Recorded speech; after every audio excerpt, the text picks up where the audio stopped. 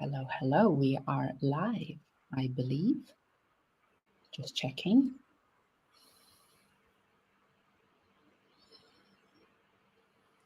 Yes, I think we are. So today we're going to be talking to Julian Lewis, who will be guiding us through the 7 principles of infinite legacy.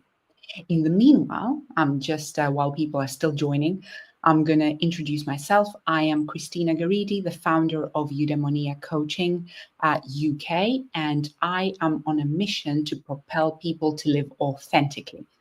I coach ambitious professionals and entrepreneurs to decode their purpose and align their career to it.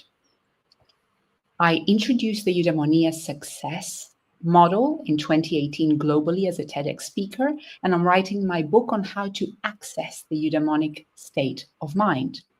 Eudaimonia, for those of you who don't know yet, means human flourishing, and it's an ancient Greek paradigm for well-being that has been forgotten for almost 2 millennia, unless you were a philosophy student or a psychology student, and perhaps you may have come across the term. But obviously, that needs to change, and this is why we're here. So I am the host, of course, as you can see, of Eudaimonia live show as well. And what I tend to do with my live show once a month is I showcase people that are bringing a sparkle of Eudaimonia into our lives in their own way. So here we are today with Julian Lewis, who's connecting with us from Cape Town, South Africa. And I will introduce him a little bit before we start. So Julian Lewis, you can see him here, is a seasoned portfolio entrepreneur, international author, speaker, and coach. In 1999, he established his first business, an IT support company, which he sold in 2025 after 25 profitable years. He is an award-winning UK BNI Executive Director and a founding member of the highly successful business coaching company called Integrus Global. Julian is a co-author of 2 amazing Amazon best-selling books. First one is Infinite Giving, The 7 Principles of Givers Gain.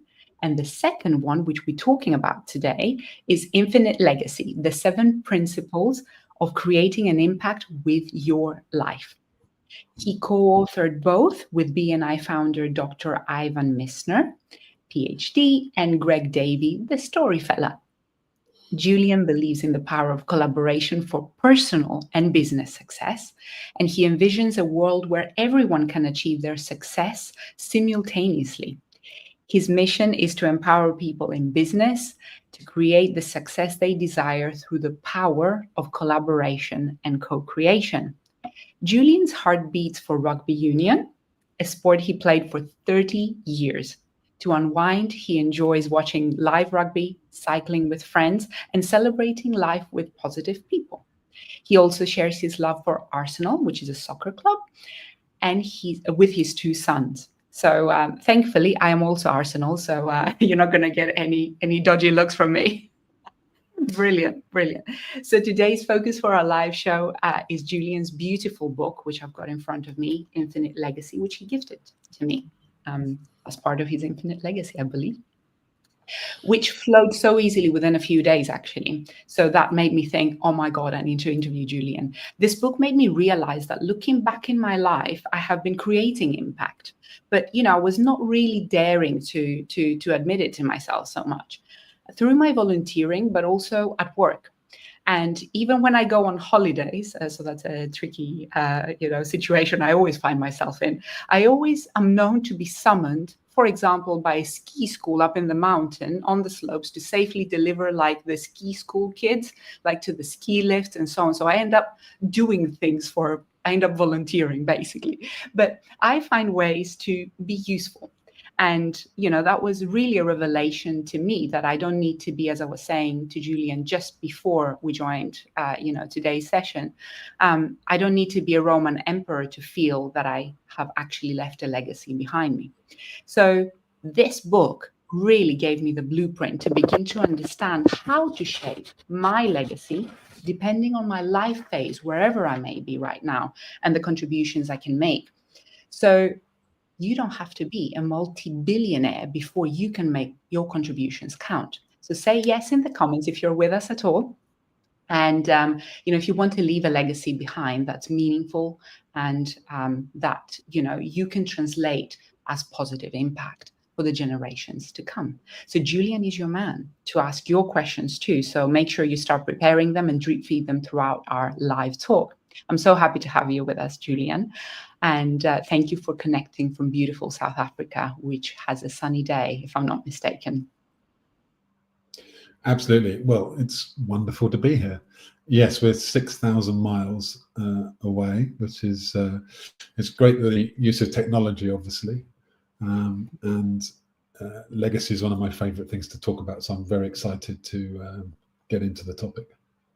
All right, so let's get started without further ado. How would you describe the term legacy? How do you perceive it? And tell us about, the legacy that you are creating and, how you came about with this topic. It's mind-blowing. Yeah, so it's a really good question about how we decided on legacy. One of the key things that we were looking at was the legacy of one of my co-authors, Dr. Ivan Meisner, the founder of BNI. That he had his impact on the world, and we were having a casual discussion between the three of us with Greg Davies as well, and we thought the discussion went along the lines of, well, we all leave a legacy, and we should write about that, because the key thing about a legacy, and if you link it back to Infinite Giving, the first book, is a legacy is a gift to the world, and it's one that has a potential to make the world a markedly better place for all of us. And one of the fundamental principles of what we talk about is that everybody leaves a legacy, and but some people just don't know it. And I think I'll talk a bit more about that later on. So it's really important that people understand what legacy is and what they can do about it. And we tell loads of stories in the book. Now, if you're expecting loads of stories on this show, I'm not your man for that. That's Greg. He's the story fella. But we definitely, we'd like to pack the book full of stories, and there's some incredible stories in there, just that really illustrate the point. My favorite is Dolly Parton, which is we don't always reveal who writes which section, but I wrote the Dolly Parton section. I'll just let you know that. I related to that because, of course, I know her, and but there's other stories, as you said, and we can name drop as well. But Dolly Parton, tell us about Dolly Parton, because she's got a remarkable legacy that she's not famous about it for as well. She's famous for her songs. I know she's a lovely lady, but we didn't know, I didn't know the extent of the legacy that she has created. So tell us a little bit about. Well, a number of legacies for Dolly Parton, but the big one, and the one that really resonates with me, is her Imagination Library, which is an organization that gifts books to children. And every single month, books go out for children under 7 because it's inspired by Dolly's father, who couldn't read or write, and therefore she wanted to have an impact on the world and leave a legacy, right? Because if you teach someone to read and write, they are able to teach other people to do the same, and that's actually a really common theme with legacy, like ripples in a pond. That if we teach somebody something, then they're more likely to pass that on, or at the very least encourage their children, their friends, society to do the same thing. So we can teachers are a real source. Anyone that's a teacher is already leaving a legacy right now, because they teach people things, children, but also anyone that's out there teaching, which is a lot of people. And they teach and they inspire other people to teach. And that teaching goes on, like I say, like ripples. So I think we can already, even just in what we've just discussed in the last couple of minutes, realize that most people listening to this call will probably think, oh yeah, have you ever taught somebody something? Well, then you've left a legacy. Now, it may not be an infinite legacy just yet. That takes a little bit more strategy, a little bit more planning. However, it's definitely a legacy because you've left some knowledge in somebody, and the real kind of the basic, raw, slightly scary definition of legacy is, what are you going to leave behind when you're not here? That said, we can also create what we call in the book a living legacy, such as the legacy that Ivan's created with BNI, but also the legacy that Dolly's already created with the Imagination Library. So some people, well, almost everybody is able to create something that you can identify as legacy, even when you're still alive. It doesn't have to be, something when you're gone, when you're dead. Therefore, that's another really key factor in the book, is a lot of people, even if they're tuned into legacy and they think, yes, I want to leave a legacy and I'm absolutely going to make sure that happens. And then the next thought they have is, and I'll start doing that when I'm old. The reality is you can start building. Yeah, well, you can start building a legacy whenever you want. Probably, let's say from adult onwards, from 18 years onwards, and it's not massively unusual for people to start legacy projects as children either. But I wouldn't want to put pressure on children to say, you're 10 years old, start building a legacy. But there's definitely, obviously, famous examples. There isn't a minimum age, or a kind of, by when you need to. That's what you're, I guess, saying, right? No, there isn't a minimum age. I just wouldn't want to put pressure on children to say, start creating a legacy project. There's also not a maximum age, right? So it's never too late to start your legacy project, something with purpose. I think adding the word infinite does change it because we need to have a little bit more strategy, a little bit more definition to it. Yeah. But legacy is there for everybody. You will leave one anyway, whether you like it or not. It's very rare that it kind of made it so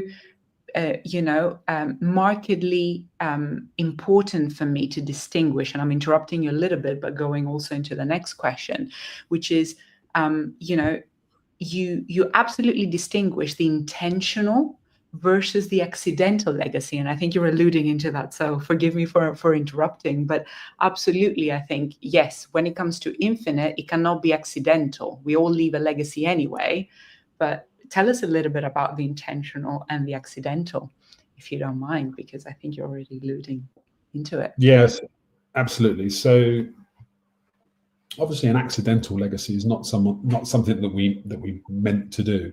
And I guess accidental legacies can be fantastic. They could actually be infinite. They could be. The reality is, for most people, they won't be. For most people, they won't necessarily be positive, and they won't necessarily be infinite. So in order to create something that has a real lasting impact, then we would need both strategy, which isn't as scary as it sounds. I'll talk a bit more about that later on, and also awareness. And that's why we created the principles for that, so that people can be more aware of what would work and what wouldn't work. Even just anyone that's written a book, so us writing this book, but the previous book, and we're actually working on another book now, the three of us, that's intentional. Books are one of those things that live forever, albeit maybe some only want like one copy in a dusty library in Oxford, but they do, and therefore anyone that decides to write a book is leaving a legacy that's intentional. But that's not the only thing you can do. Lots and lots of other things. So for me, the difference between accidental and intentional is strategy and awareness, really. That makes the big difference. Beautiful. And it's perfect segue to, when we are aware that we want to leave an intentional legacy, we need a strategy. And of course, your book outlines the 7 principles and gives tons of examples of how people that we still know to this date have decided, a few probably centuries back to leave a legacy, but also even people, of today, like Malala. She was a child when she decided, to educate, and I think she's mentioned in the book as well. But I love how that intention and awareness in the end has to come down to authenticity. And I love the definition of authenticity. And I'm a purpose coach, by the way, and I deal with authenticity on authentic leadership day to day. But on page 7, which was very early, I was like, boom, definition of authenticity. And I'd love us to give us a little bit of a flavor of how you define authenticity in terms of the infinite legacy, structure and strategy that you're leaving behind with this book. And also, what are the benefits actually of being authentic in creating our legacy? Because we think we need to fit a model, especially when I was reading the first examples of how Nobel Prize was created, I was like, oh my God, I don't have billions. Or, Carnegie as well, how he created, I was like, I'm not in the transport industry. I'm not in the, industrial, kind of side of things. Like, how am I going to potentially, leave libraries if that's what I want to leave behind, knowledge? But actually, what you're saying is, how can I blend authenticity? So how did you do that for yourself? Maybe it might be an easier question. Or how do you at least advise, people in the book to start becoming aware and intentional about their authentic ways of creating legacy? Yes. Okay. So one of the challenges you have with talking about legacy, and especially when you want to put lots of stories in, is lots of the legacy projects that we can talk about, such as Dale Carnegie's legacy, which is huge, right? Massive, Carnegie libraries and all this kind of stuff. And the problem with doing that is, one, it makes the legacy project seem out of reach, and two, it kind of might say to people, well, the only way you can create a legacy is by doing this, i.e., whatever the example is. And if you're not passionate about that, you're very unlikely to achieve a legacy project, really. And we talk about that during the principles. So authenticity for us, as we define it in the book, is about our actions aligning with our beliefs and our desires. And the key thing about what makes it authentic is despite external pressures to conform. So we often will society, effectively, whatever society is, but will say that this is what we have to do, this is what your legacy should be, this is what a legacy project is, and what it isn't as well. Provided we are true to our beliefs, our desires, then we'll have a much better chance of building the strongest possible legacy we can. So really, authenticity, as you well know, is key to lots of things in life, and it's often when we're influenced by external pressures, by others, effectively to conform to some kind of societal norm, that we step away from our authenticity and we don't actually deliver our full potential that we have. Legacy is no different than that, really.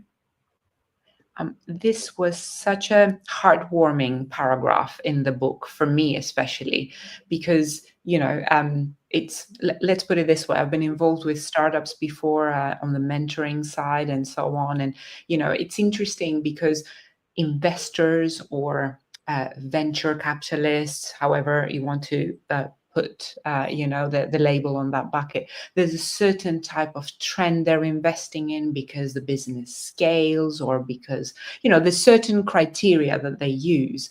And there's so many brilliant ideas and people who are passionate about certain projects, shall we call them, but they don't get backing. And that's the first feedback, shall we say, from society, right? That says, not going to scale. It's not going to be a unicorn. Therefore, we're not putting money into it because it's not IT, it's not a platform, or whatever the fashion was at any one time. Now it's AI, for example, and you name it, it will keep evolving. And that was so striking for me as a purpose coach, because I really, really know that you can't fake this. If you're going to leave a legacy, if you're going to create an impact, let's not call it legacy for now, just impact with our lifetime, for our lifetime, maybe for our, people, our society, our community. You can't just become like, for me, I care so much about the human psyche and the eudaimonic well-being of people, that trying to make me do an IT, AI startup to leave a legacy would be the wrong thing. But that really, really melted, in a way, my heart to know that I'm in the right path, that what I want to do may not be maybe a library, but may be exactly what I want it to be. And it will be, because it's aligned with me truly. It's aligned with my beliefs, and my actions can, actually deliver that. It was really, really heartwarming. And thank you for sharing that definition of authenticity, because as you can imagine, I've read loads of definitions in my 10 years of being a coach, but I felt it was so important to share. And thank you for mentioning it. So let's go into the 7 principles of infinite legacy. And they are not as scary as I thought they might be when I opened, the table of contents. And and I really would like you to walk us through them, really in a kind of simple format, the way you perceive them, you understand them, and you want to share them with us. Yeah, absolutely. Thank you. And thank you for saying they're accessible, which is really what we wanted to do, because a key thing about the book is to enable as many people as possible to access some form of legacy project. So by having easy to follow principles, that is much better. We could have written something that's, say, much more academic, and therefore is less accessible for people. Yeah, exactly. So the first principle is to be proud of the legacy that you leave. As I said, everyone leaves a legacy. So let's find something that we can be really proud of. And at any one stage, our legacy can change because life happens to us. But ultimately, as long as we keep it authentic, and therefore that's, again, links back to authenticity, because we're not going to be proud of something if we're just doing it for the headlines or something like that.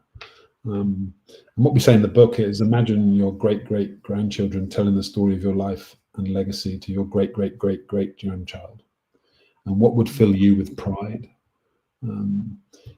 It's a really interesting thing to imagine. And some people, of course, have had these stories told to them about relatives, I think it works both ways, actually. That yes, it would fill you with pride knowing that story was happening some stage in the future, but also when people hear about the achievements of their relatives, that often fills them with pride that they're in some way related to them. So just find something you can be proud of is really, I guess, principle number 1.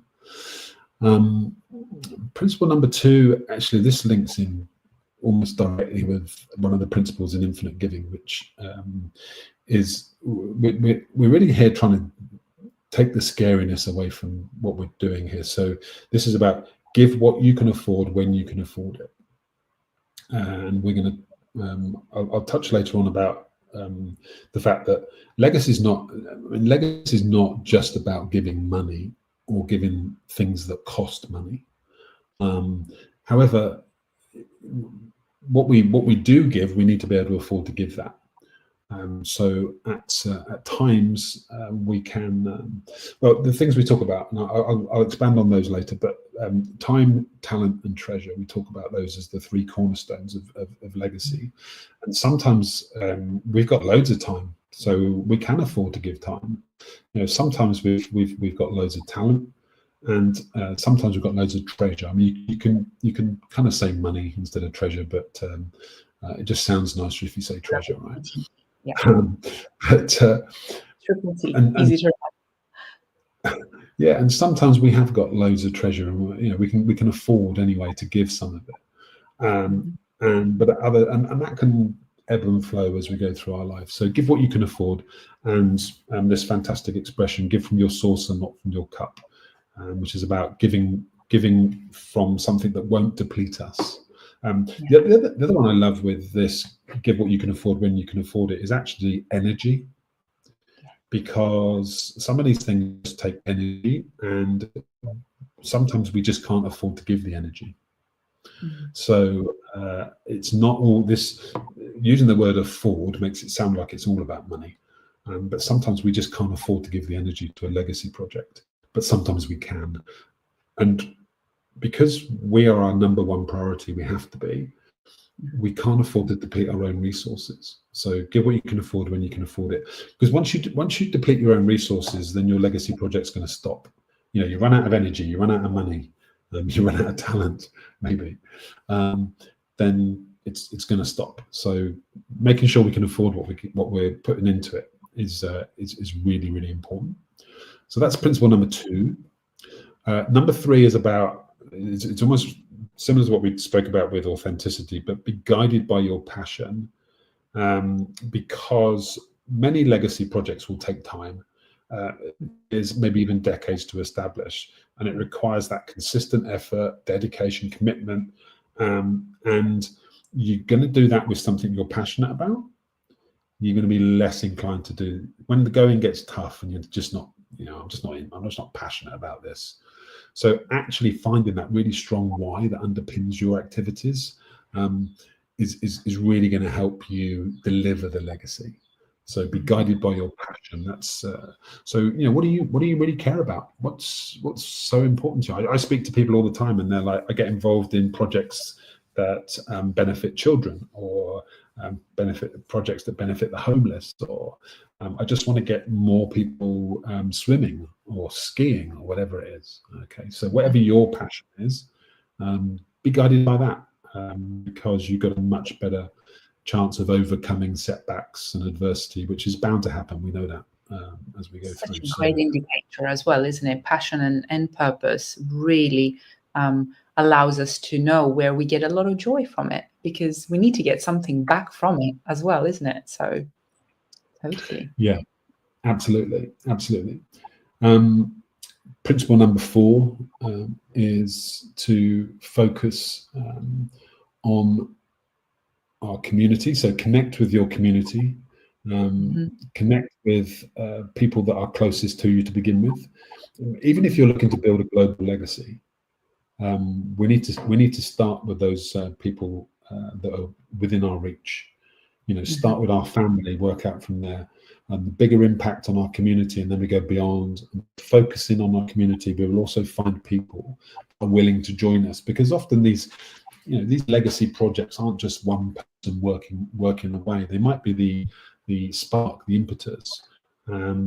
This is another thing. I don't think we wrote about this in the book, but it struck me recently that if you're part of someone else's legacy, right? You're a key leader in someone else's legacy. You've generated your own legacy. It doesn't have to be your idea, because you're perpetuating, you're part of that infinite legacy part of it, and you've created effectively your legacy project under someone else's umbrella, admittedly, but we can drop our ego here, and if it fits our passion, etc. Pride, isn't it? It's not about I love that. Yeah, absolutely. We didn't mention it in the book, but no, it's an interesting concept. Thank you for mentioning it, and I will dwell a little bit on it, because this is really about source energy. It's about whether whether it's our idea or not, it's irrelevant. It's more about whether the impact that we're creating gives us the joy that keeps us going. And there is kind of, at least from a coaching perspective, there's a theory of source energy. The source is one, but of course it needs a lot of leaders and willing people to bring it forward. And it might be that, for example, simply because we use the example, which emperor created the Colosseum might be his name, but actually it wasn't just one generation of people who created it. It's several generations of shall we say, leaders who took on the project and completed it. And that part comes back to your consistency, as you were saying. It takes so many people around the world to do their bit, for the ski lift to work in this case, or for me to be there and deliver the children on top of the hill, little things like that. But I'm very, very happy that, it wasn't my ski school, but, I listened to the children. And yeah, totally. Beautiful comment and understanding of how legacy works through generations sometimes as well. Thank you. Yeah, and you'll be aware that sometimes it's the first follower that has a bigger impact than the founder or the initiator of the idea, and maybe even the fifth follower or the eighth follower. Yeah, and it could be our friends, it could be our mom, it could be our spouse, or it could be our children. Sometimes to say, "Yep, I'm gonna back that." Scary. Absolutely. So that was principle number 4: was connect with your community. I start where your connections are strongest, and move out from there, because we can just draw bigger and bigger circles. That story actually came to us from Richard Branson when Ivan was having a conversation with him about legacy. So we'll thank Richard for that one. Principle number 5 is act with urgency, and this is really about what I said earlier, which is don't get your legacy project off, because none of us really know when our time is up. So plenty of great authors. Dickens, for instance, had unfinished manuscripts on their desk. There was unfinished symphonies. So we need to act all the time, like someone is watching, and have a bit of urgency about our legacy project. Truly, the reason there's principles in there is to kind of impress on people that we need to start as soon as possible. And with the energy that we have, give from our source and not from our cup, but it's a great time to be thinking about what could your legacy project be, and make a small start on it. Doesn't have to be a huge start. You can make a small start on it. So that's number 5, is just basically, do something now, whatever age you are. As I said before, whatever age you are. Number 6 is think like the stonemason, and there's a great story in the book about the difference between stonemasons building cathedrals. Often they would spend hours and hours, days and weeks just effectively making a small part of this cathedral. And so some of them just felt that they were just shaping blocks. Others knew they were building a cathedral. A cathedral they would never finished in their lifetime. Of course. So think like a stonemason is principle number 6. Your project may never truly be completed during your lifetime. So what you can be doing is laying foundations to build something that will benefit the world you leave behind. It's really, really important that. And also because of that, you don't have to worry about whether your legacy is finished or not. As long as you you keep working on it. Set it in motion. Set it in motion. Yeah, exactly. Yeah. I love that, because then it's almost like principle 5 is act now, but actually don't pressure yourself with finishing it. That's not the point. And I love that, because it's such a balanced way of looking at it. So it really spoke to my heart, every single principle. It really did. Thank you. Yes, I mean, sometimes when we create these principles, they can seem at odds with each other, because also, so principle number 7, have an infinite mindset, is about creating a legacy project that can continue without you being involved. And I mean, that is the ultimate infinite legacy, one that continues to operate, perpetuate without the input of its founders. So the principle effectively says we should always be looking at ways to future-proof the legacy and to make sure that it does continue. So, and a lot of that will be about training leaders, because true leaders are leaders of leaders who train leaders, right? There's you know, we should be looking to bring other people in, and who can perpetuate this, who can, if we're looking to build an infinite legacy, because most things, when there's no energy put into them, they inevitably will slow down a little bit. So have an infinite mindset, so that because if you're really passionate about something, you wouldn't want it to stop with you. So you can leave the legacy behind, but let's see if we can leave something behind that means that will continue, maybe forever. I mean, we talk about infinite as if it's something that is easy to do. As long as the need. No, it's about intention, really, rather than accuracy of that. Well, we can all create an infinite legacy. We can't necessarily all create an infinite legacy, but we can certainly all have that mindset that that's what we want to do, and thus perpetuate it. And remember, what we're trying to do here is create something that has a positive impact on the world, that makes the world a better place to be for all of us. Therefore, even if our impact is relatively short-lived, it still made the world a better place for that period of time. And it may well be that your legacy inspired someone else to start a legacy project. So in some ways, it may be that you can probably connect things forever.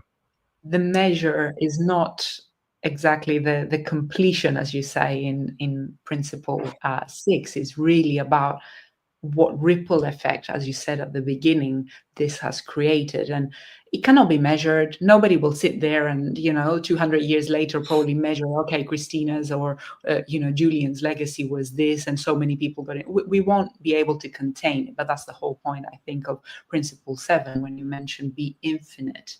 And I love how you translated the impact also in terms of energy as well, because if the energy is there to keep perpetuating, then it means there's a need.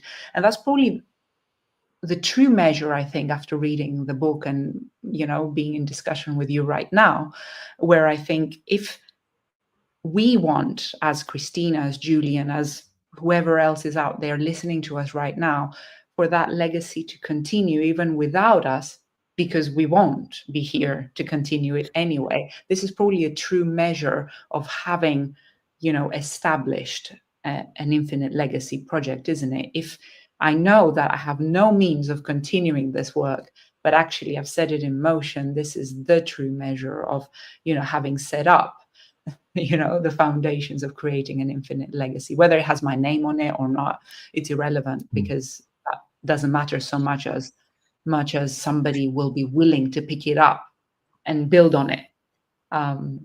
If that's there, then it will inspire someone else to do the next bit, which is really deeply moving. Yeah, absolutely. Thank you. Impact in a different way, than some of the literature that's out there is like create an impact as a leader, which is very much corporate talk rather than generational even. Thank you. Thank you for depicting and walking us through the very simple, accessible principles of intentional infinite legacy. And if the audience has any questions on any of them, please feel free to drop them in. We will pick them up. But that brings me to my next question, which you already touched upon, which is about the infinite legacy trio, which is the triple T we mentioned about, time, talent, and treasure. And I really wanted to ask you, especially with the perception, and the perspective that you brought about energy and how these create energy, how could we assess perhaps whichever life stage we're in, what we can afford and give? And, it might be that we have a plan, but we can do this bit at this point in time with the resources that we have. How would you help us kind of start making that assessment of what we can give, what we cannot give, how we should think about it? Give us a little bit of how to navigate and blend that trio, infinite legacy trio. Yeah, absolutely. So time, talent, and treasure is the absolute cornerstones to legacy. Now, as to deciding which we decide to invest, the thing is, we can do all three at once. We can do just one, or we can do two. Typically speaking, early in our life, we'll have more time and less treasure, right? And potentially also more time and not necessarily a lot of talent because we haven't yet got that life experience. So some of it is we just can't because we don't possess it. In terms of if we did possess, and often later in life we have less time, but we have more treasure, right? And it is a personal decision, and we have to assess. Really, it's the whole in its simplicity. Is your cup full? Let's take a really relatively simple thing. Have you got all the money you need? Now that I say it's simple. That's for you to decide, right? And your definition and my definition of that will be very different. But if you can invest some of that money, or take some of that money because it's overflowing from your cup, and invest it in a legacy project that you're really passionate about in your local community, etc., guided by the principles, then maybe you'll do that. There is also, of course, sometimes later in our life we get lots of time available. So it really is, and I love the word you used, a blend. It's a blend of what can we take that doesn't deplete us, and that's the real key metric to say, if I do this, will it deplete me? Because if it doesn't deplete you, then you've got the choice as to what you do with it, what you do with your time, what you do with your talent, what you do with your treasure. Now, you might not choose to invest that into a legacy project. I understand that. All we're trying to do is encourage more people to put more time, talent, and treasure into legacy. And you can create a legacy with just time. You can create a legacy with just treasure. You can go and invest with someone that's got the time and the talent and just say, look, here's some money, what would you do with it? And then I'll build a library. Like, great, I'm passionate about libraries and I'd love you to do that. Here's the money you need to build a library, right? So it really is a personal blend of the three, and it's only really you that can decide. And I've given you some examples as to what might help you make that decision with. Totally. And may I say here, it's okay to experiment. It's okay to, change our mind about what our intentional legacies down the line, as, Julian mentioned. It doesn't have to be this one thing. It may evolve throughout our life, but actually, being able to say, okay, well, if I give this away to be invested in what I think is a worthwhile legacy, which would make me proud and follow the principles, right? Then chances are you will feel more joyful, you will have more energy, you will, and I'm not going to bring the exact studies, but there's several studies, that have been done that share that when we are able to give, not just free giving, but actually, investing also is giving into causes that we like without looking to get a return necessarily, makes us happier and much more energetic and much more joyful and much more creative as well in how we can resolve issues and give more to the causes that we enjoy. So hence, I believe the infinite legacy trio, we can use it straight away wherever we may be. And as you said, there's no pressure. It's about understanding how we can blend what we have and use it in a way that makes us feel, proud, but also joyful, and that we have energy rather than we feel depleted because we must. There isn't a duty as such, but there is a joy in doing so. And that brings me to my curiosity question about you. What was the role of your passions and your purpose? Because creating an intentional infinite legacy didn't just happen to you one day, I think, and you thought, oh God, I need to leave a legacy behind. Oh, by the way, I'm writing a book, and therefore I'm sure it didn't happen in this way. What kind of started shaping your infinite legacy, and how, what was the role of your passions and your purpose in this journey? It would be so beautiful to listen and share with our audience today how that happened for you. Yeah, so one of the legacy projects, personal ones for me, is writing the books. And we're very, very proud of Infinite Giving.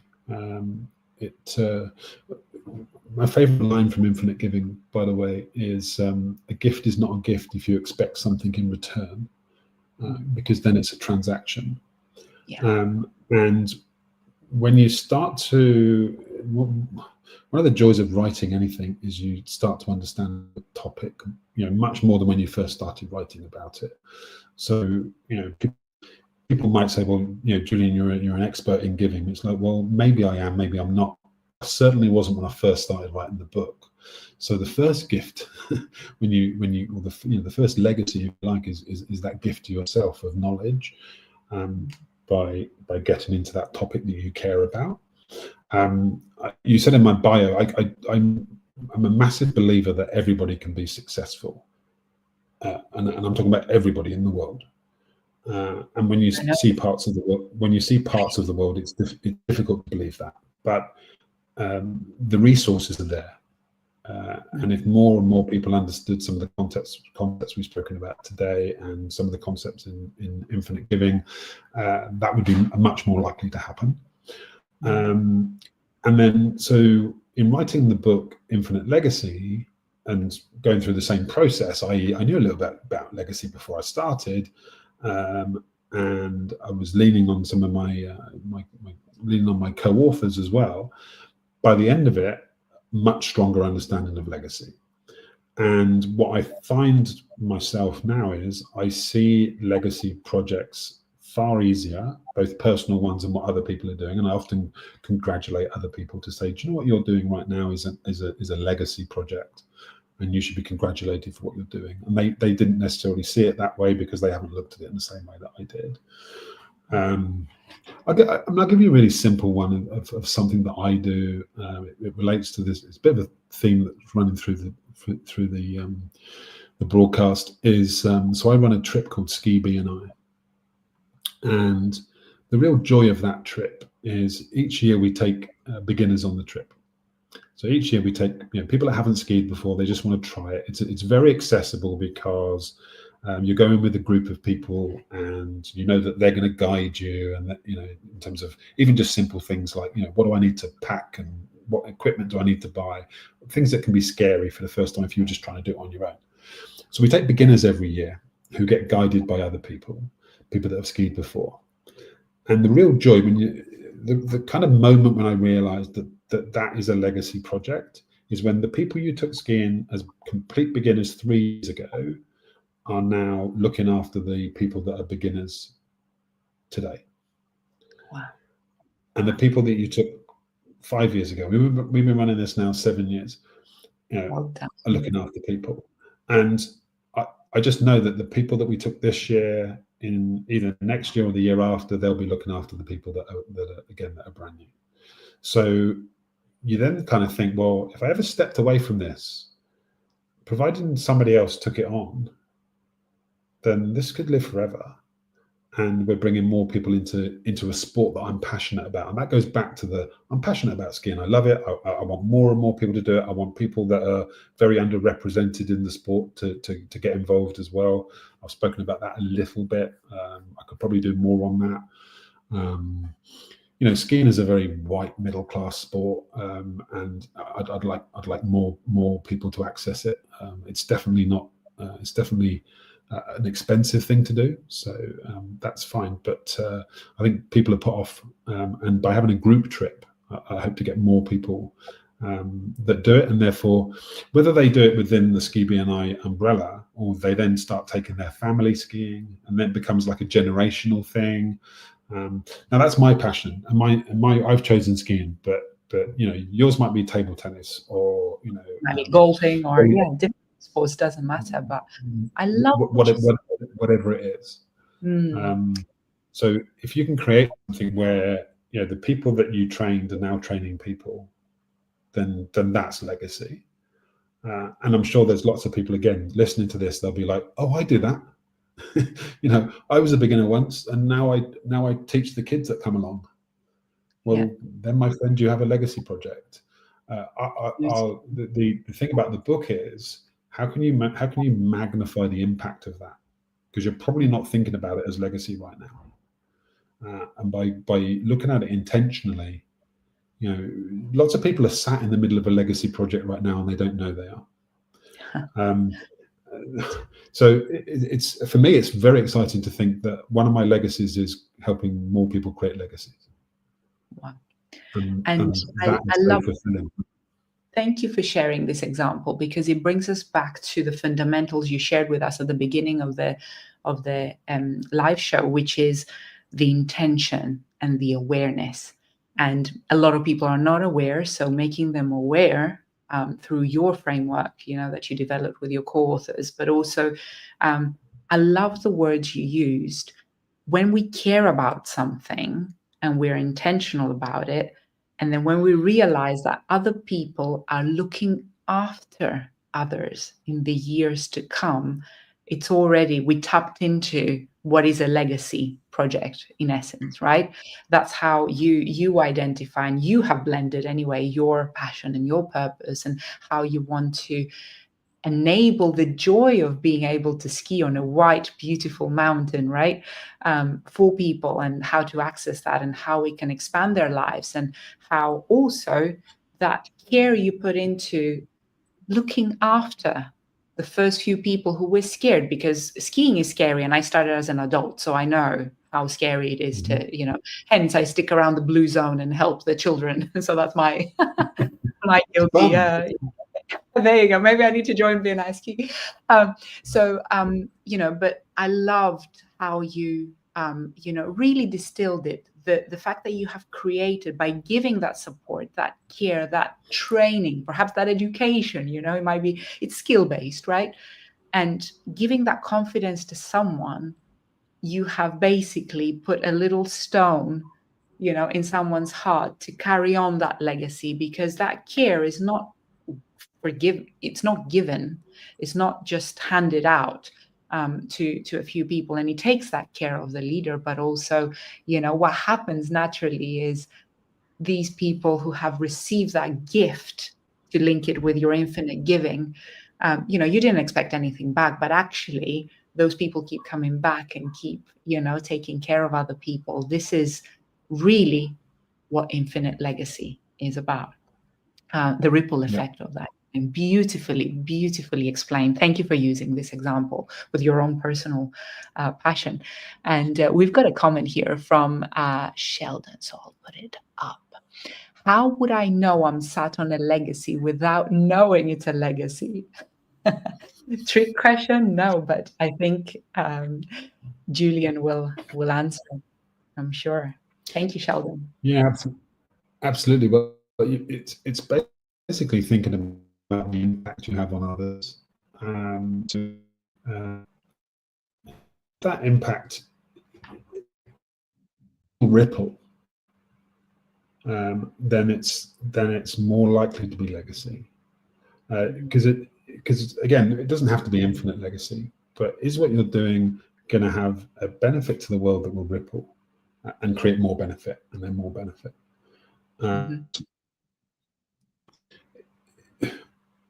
A really flippant answer for Sheldon would be, read the book and I think you'll find out whether you are or not. And I know Sheldon, make sure he gets one. But it's thinking about, you know, what Oops, I think we lost Julian a little. Julian, we lost you for a moment. Could you repeat the last couple of sentences you said? Sorry about that. It's a connection issue.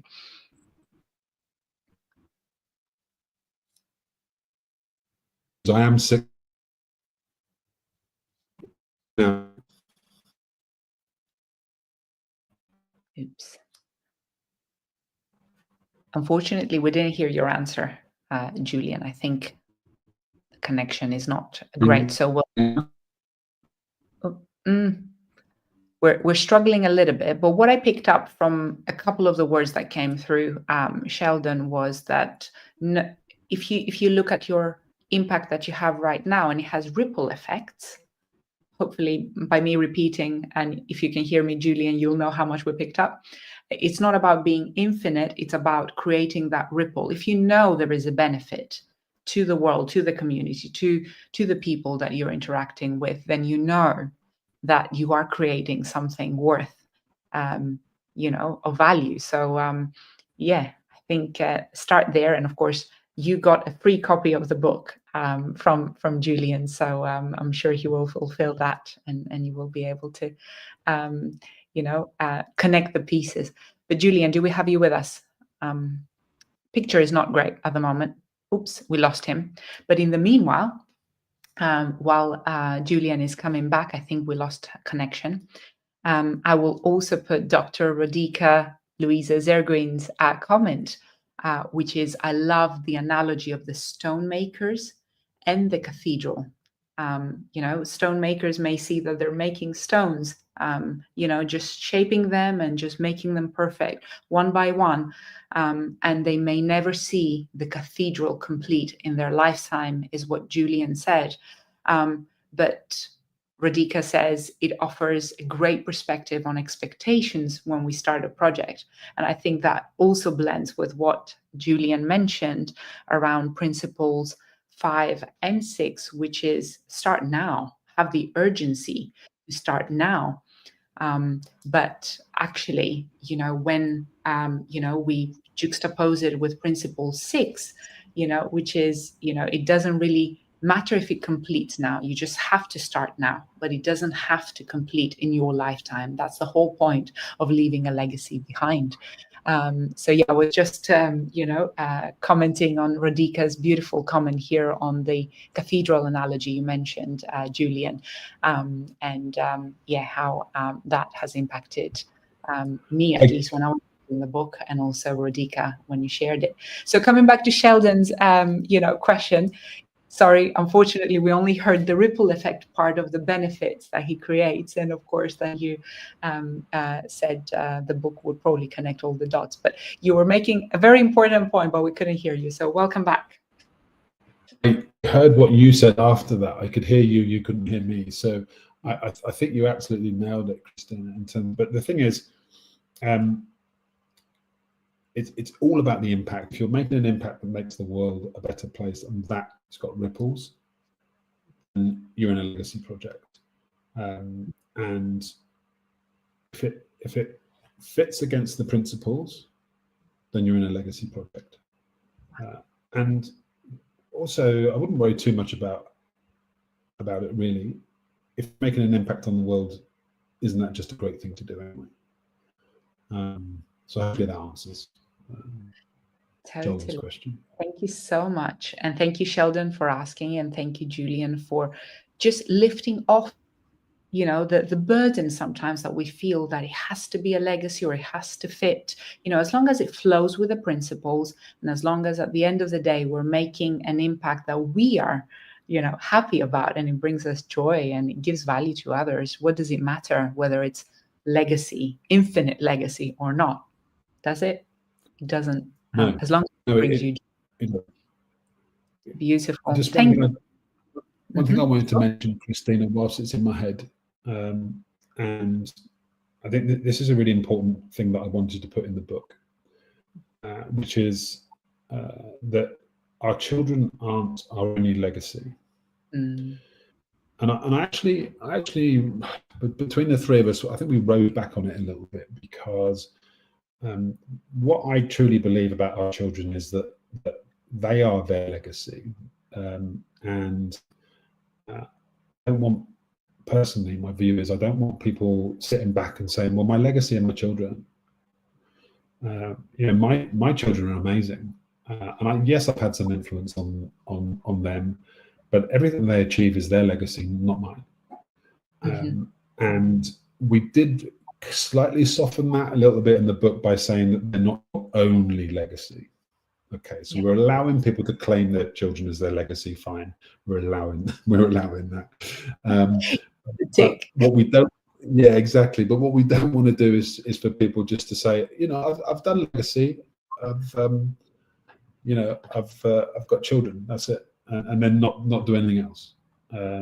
So just that really important point for people listening in, that it's worth thinking beyond the fact that you've got children.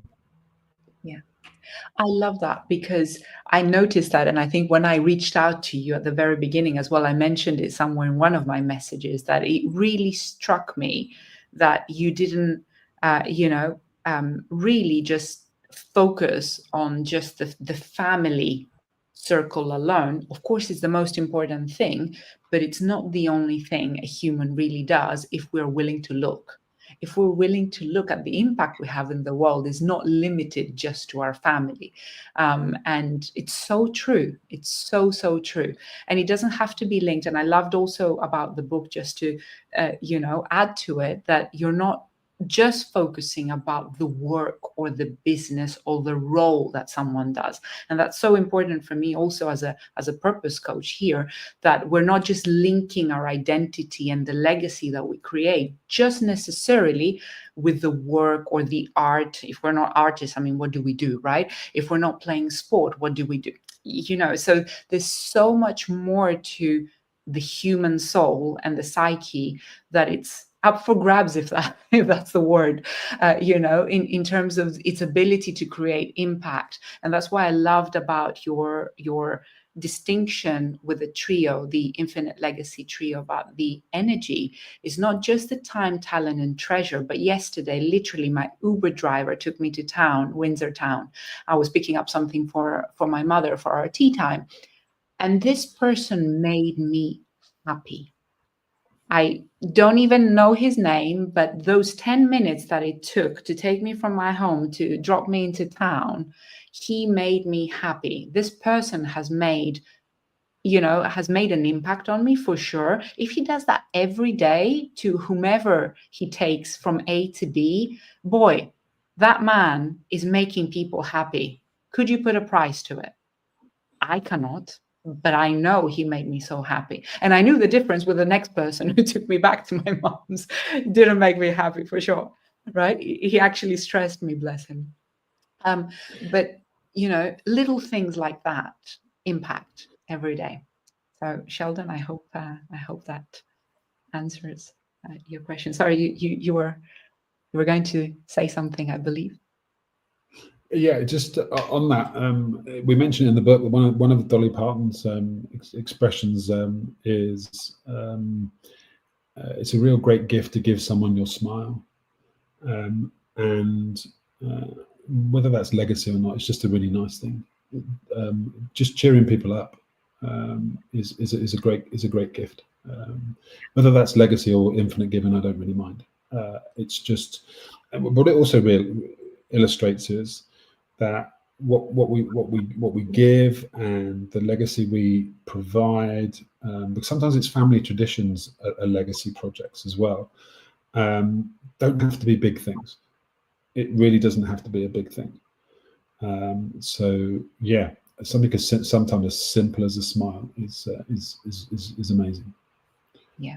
Well, thank you for for mentioning that. It doesn't have to be big. It's accessible, I think, was the major message from the book, but also thank you for confirming that. And Sheldon says, thank you, Julian. And Christina, you don't ask for the question. So beautiful. So do you have any questions for Julian for him to answer live while he's here? He's your expert on infinite legacy, or if you're thinking, or if you're kind of stuck maybe in one aspect or two of, if you have a sticky point in your path to creating infinite legacy, or you've been thinking or nursing about something for a long time, but not quite sure how to push through it, now's the time. Of course, I will share his contact details with you later, but I know he is also a phenomenal coach, so I wouldn't waste your once-in-a-lifetime opportunity to grab him now. But in the meanwhile, while you're thinking about your question, if you have any, if you loved what Julian shared with us here today, you might want to check out his books, which I will put the links to at the end of this live show. He co-authored them with Dr. Ivan Misner and Greg Davey as well. Infinite Giving is one. And of course, the other one that we talked about today is Infinite Legacy. So we'll put the links in the comments below. But please don't hesitate to connect with him. He's very willing. I checked with him to link up with you on LinkedIn so that you have him as a business contact and ask more of your questions when they formulate. I will also put his LinkedIn on the comments shortly. So unless we have anything else through, bless you. Julian, thank you once more for joining us today and really generously sharing the culmination of your wisdom of, really telling us in such simple language and in such an accessible format through your books. The books are quite thin and full of stories as well, so that it's not a massive book. His experience in infinite giving, but also in infinite legacy, and how he's creating that, how he is mobilizing others to create that within his powerful networks that he leads through BNI as well, which is I'll call it a networking structure that I am part of as well.